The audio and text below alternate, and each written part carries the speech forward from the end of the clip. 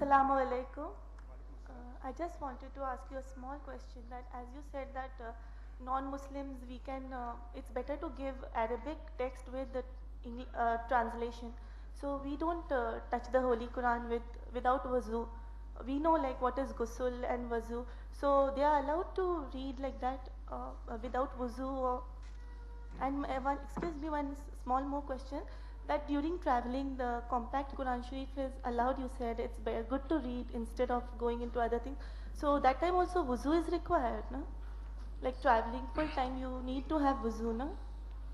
The sister asked a question that don't we require to have wudu when we read the translation or the Arabic Quran, and when we give the Arabic Quran to non-Muslims, without wudu, how can they touch? Regarding wudu is required or not, sister, there are various different schools of thought, And when they quote the quotation which I said, Surah Waqiah chapter 56 verse 77 and 80, that quotation does not refer to human beings, it refers to angels. And I said in my talk that they prove it from the Quran, you should have wudu, it's a misinterpretation. And I have given you several references. It actually refers to the angels. It doesn't refer to human beings. But there are different schools of thought. For example, the Hanafi, the Shafi, the Maliki, the Hanbali, each one have their different school of thought. The Hanafi says that you cannot touch without wuzu, but if it's covered with a piece of cloth, you can touch it. Some Hanafi scholars say that the cover itself, the hard cover itself comes in between, so you can touch the Quran without a cloth, but with a cover. Some say you can touch the Quran, but not the Arabic text, various views. Among the Shafi scholars say that you cannot touch without wudu, even if it has a cover. Various views. Malikis say somewhat similar, but the Malikis say that if a student wants to learn the Quran, and if a teacher wants to teach the Quran, even without wudu they can touch.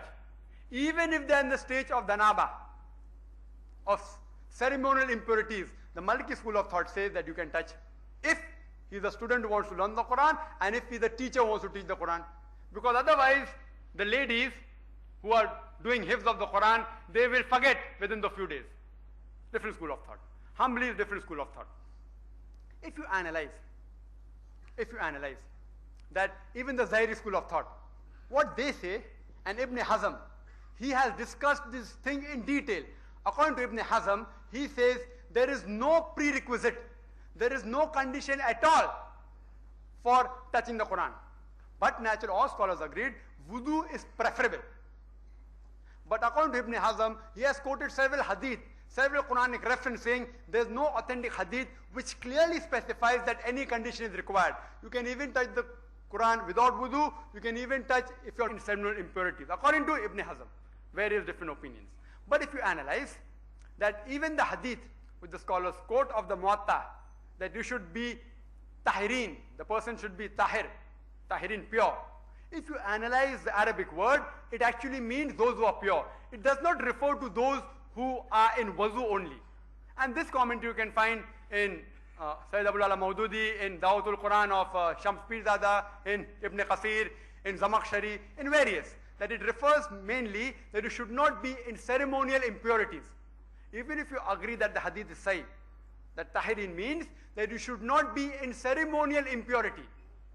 If you are in ceremonial impurity, means after sexual intercourse, or if you are having menstrual cycles, at that time you should not touch, according to that hadith, if it is sahih. It doesn't refer that you should be in wudu. But there are different schools of thought. You can ask them why they think that way. But I agree with it totally, that with wudu is much preferable. But touching without wudu is not haram, because nowhere does the Quran say, neither does any sahih hadith say about that. Regarding can it be given to non-Muslim? According to Ibn Hazm, even a Muslim can touch in the state of ceremonial impurities. Whether it's right or wrong, you can refer to his books and check it up. But if you agree with that, a non-Muslim can also touch. But my main argument which I put forward, as the Quran says, reason with the people with hikmah. Udu ila sabili rabbika bil hikmah wal ma'uzat al hasana wajadilum billati ahsan. From Surah Nahl chapter 16 verse 125 he says, invite all to the way of the Lord with wisdom and beautiful preaching, and argue with them and reason with them in the ways that are best and most gracious. If you analyze, the Quran gives a challenge. One of the challenges I mentioned in the answer to Alif Lam Mim, that try and produce a surah like the Holy Quran. If all the human beings got together, the Quran says in Surah Isra chapter 17 verse number 88, that if all the human beings got together, along with the jinns, they will not be able to produce the like of the Quran. And again the Quran says in Surah Nisa chapter 4 verse 82, it says, أَفَلَا يَتَدَبَّرُونَ الْقُرْآنَ وَلَوْ كَانَ مِنْ عِنْدِ غَيْرِ اللَّهِ لَوَجَدُوا فِيهِ اخْتِلَافًا كَثِيرًا. That do not they consider the Quran with care. Had it been from anyone besides Allah, there would have been many contradictions. There would have been many discrepancies. So Quran gives the challenge to those who don't believe in the Quran, the non-Muslims, that do you not consider the Quran with care? Had it been from anyone besides Allah, there would have been contradictions. So when the non-Muslim has to consider the Quran, when Allah gives the challenge, but naturally he has to hold it in the hand. He can't check whether the Quran has contradiction or without holding it. So when Allah gives the challenge to them, and if they can hold it, then who are we to stop them? And if Allah holds me responsible on the day of judgment, I said in my talk, I will be in the company of my beloved Prophet. When the beloved Prophet can give verses of the Quran to non-Muslim, do you think you're more holier than the Prophet? You're more holier than the Prophet? Prophet gave verses of the Quran to non-Muslims. So why can't we give? So if you analyze and read the Quran with understanding and the Sahih Hadith with understanding, you will realize that we should deliver the message to the whole of humankind, including non-Muslim, as well as give them the message of the Holy Quran. Hope that answers the question.